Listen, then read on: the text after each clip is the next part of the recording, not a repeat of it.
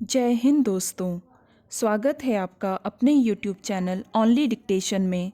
दोस्तों, आज की डिक्टेशन आपको 80 शब्द प्रति मिनट और 90 शब्द प्रति मिनट की स्पीड से मिलेगी। आप जिस भी स्पीड में लिखना चाहते हैं लिख सकते हैं। तो चलिए शुरू करते हैं। 80 शब्द प्रति मिनट डिक्टेशन शुरू होगी 3 सेकंड बाद। वाराणसी की ज्ञानवापी मस्जिद का विवाद सुलझने की दिशा में बढ़ रहा है।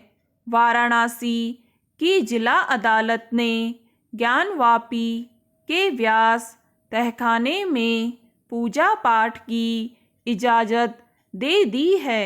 अदालत ने यह फैसला भारतीय पुरातत्व सर्वेक्षण विभाग यानी ASI द्वारा पेश सबूतों के आधार पर सुनाया है। मुस्लिम पक्ष का कहना है कि ASI की रपट में यह नहीं कहा गया है कि ज्ञानवापी मस्जिद का निर्माण मंदिर के अवशेष पर हुई थी, मगर वाराणसी जिला अदालत ने प्रशासन से कहा है कि वह 1 हफ्ते के भीतर वहां पूजा पाठ की व्यवस्था कराए। दरअसल व्यासपीठ पिछले 30 वर्षों से बंद था।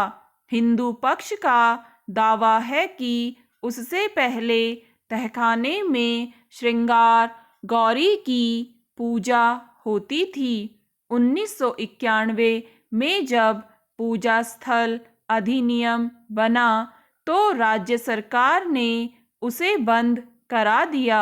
हिंदू पक्ष का कहना था कि ज्ञानवापी मस्जिद का निर्माण मंदिर तोड़कर हुआ है, इसलिए उस पर उसे स्वामित्व दिलाया जाए। यह मामला लंबा खिंचता गया। करीब 5 वर्ष पहले फिर से दावा पेश किया गया, जिस पर त्वरित सुनवाई की व्यवस्था की गई। 2 वर्ष पहले अदालत ने ज्ञानवापी में ASI से सर्वेक्षण कराने का आदेश दिया था।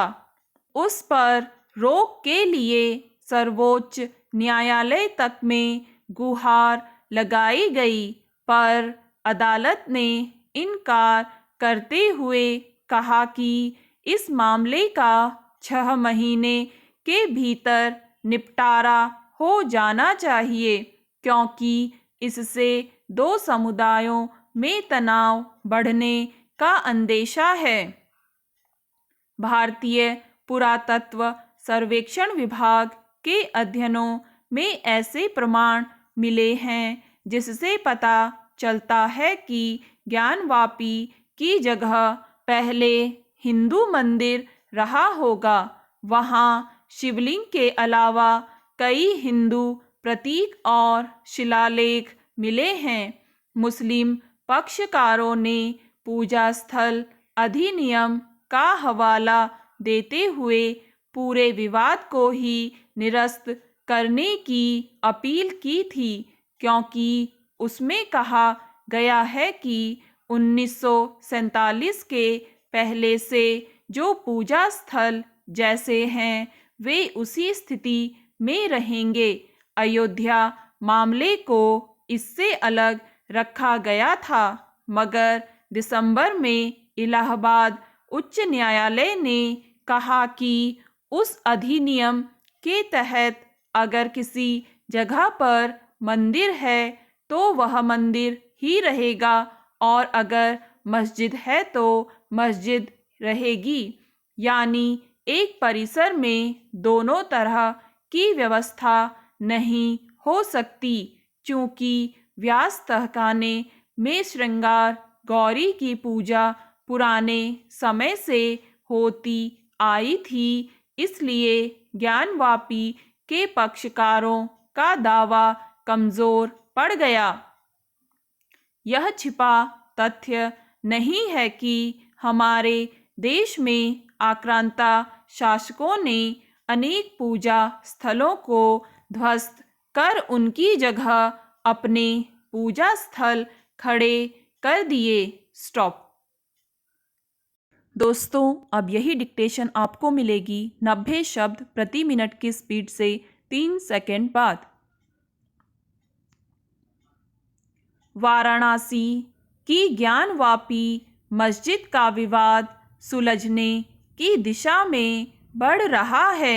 वाराणसी की जिला अदालत ने ज्ञानवापी के व्यास तहखाने में पूजा पाठ की इजाज़त दे दी है। अदालत ने यह फैसला भारतीय पुरातत्व सर्वेक्षण विभाग यानी ASI द्वारा पेश सबूतों के आधार पर सुनाया है।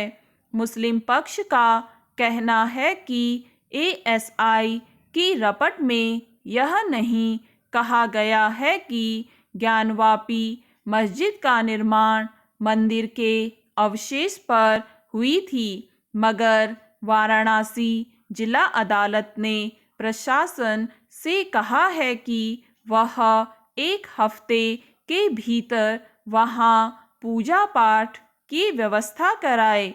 दरअसल व्यासपीठ पिछले 30 वर्षों से बंद था। हिंदू पक्ष का दावा है कि उससे पहले तहखाने में श्रृंगार गौरी की पूजा होती थी। 1991 में जब पूजा स्थल अधिनियम बना तो राज्य सरकार ने उसे बंद करा दिया। हिंदू पक्ष का कहना था कि ज्ञानवापी मस्जिद का निर्माण मंदिर तोड़कर हुआ है, इसलिए उस पर उसे स्वामित्व दिलाया जाए। यह मामला लंबा खिंचता गया।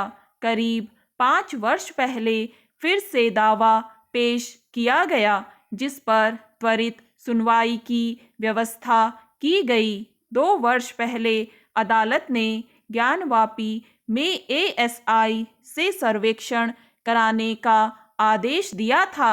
उस पर रोक के लिए सर्वोच्च न्यायालय तक में गुहार लगाई गई, पर अदालत ने इनकार करते हुए कहा कि इस मामले का 6 महीने के भीतर निपटारा हो जाना चाहिए, क्योंकि इससे 2 समुदायों में तनाव बढ़ने का अंदेशा है। भारतीय पुरातत्व सर्वेक्षण विभाग के अध्ययनों में ऐसे प्रमाण मिले हैं जिससे पता चलता है कि ज्ञानवापी की जगह पहले हिंदू मंदिर रहा होगा। वहाँ शिवलिंग के अलावा कई हिंदू प्रतीक और शिलालेख मिले हैं।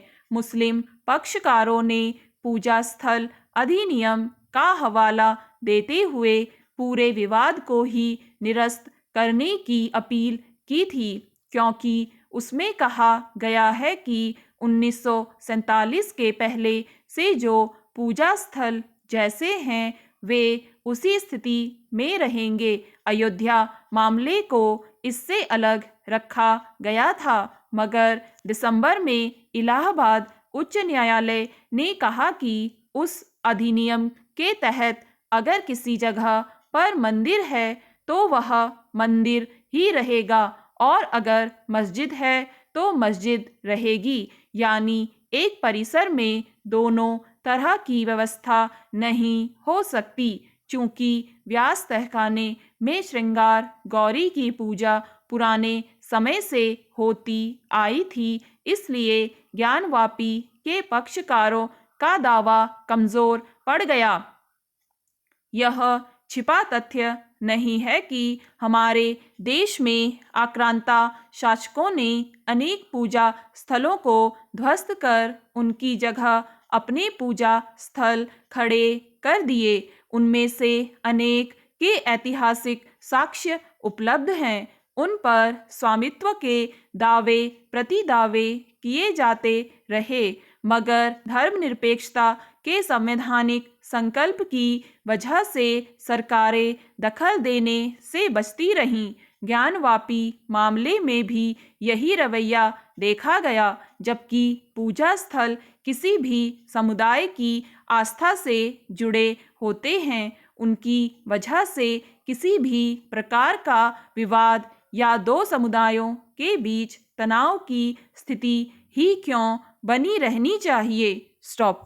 दोस्तों, अगर आपको ये डिक्टेशन पसंद आए तो लाइक करें, सब्सक्राइब करें और अपने दोस्तों के साथ भी शेयर करें।